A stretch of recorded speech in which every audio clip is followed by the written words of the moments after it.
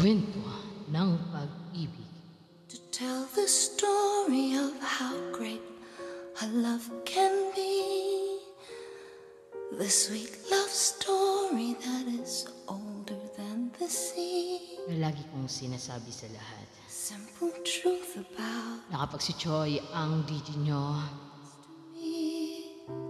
makulit yan.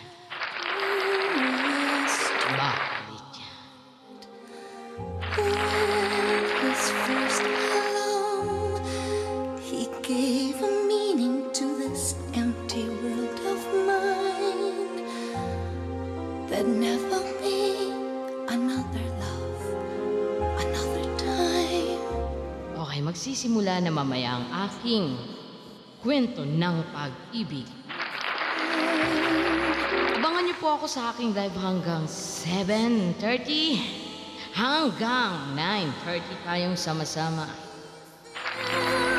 My heart with Sa mga nais magbahagi ng inyong mga karanasan sa pag-ibig, wild imaginings. pwede niyong isulat sa pamamagatang kwento ng pag-ibig. Where I go, I won't Dito lang yan with him alone. sa programa ni Mr. DJ Choi Diamante. I reach for his hand. It's always there. Well, mamaya abangan ninyo ang aking kwento ng pag-ibig. Can love be measured by the Abangan ng lahat ang unang kwento have no answers now. ng isang This much I can say. Madam Him till the stars Alex. say. And he So, bali may nagpadala na sa akin ng isang kwento. So, mamaya babasahin na lang natin.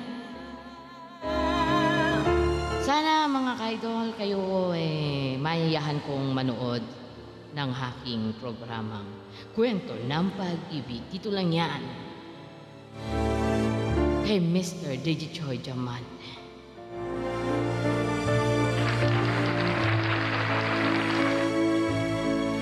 He fills my heart. He fills my heart with very special things, with angel songs, with wild imaginings. He fills my soul with so much love that anywhere I go, I won't be lonely with him alone. Who could be lonely? I reach for his hand. It's always there.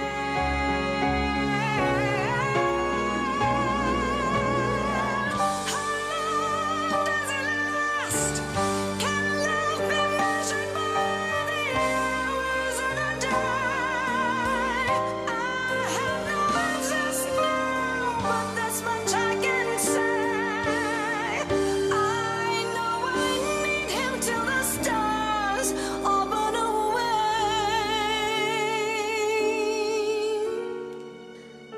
Maraming salamat sa lahat po na laging mga nakasubaybay sa aking mga bagatang kwento ng pag-ibig.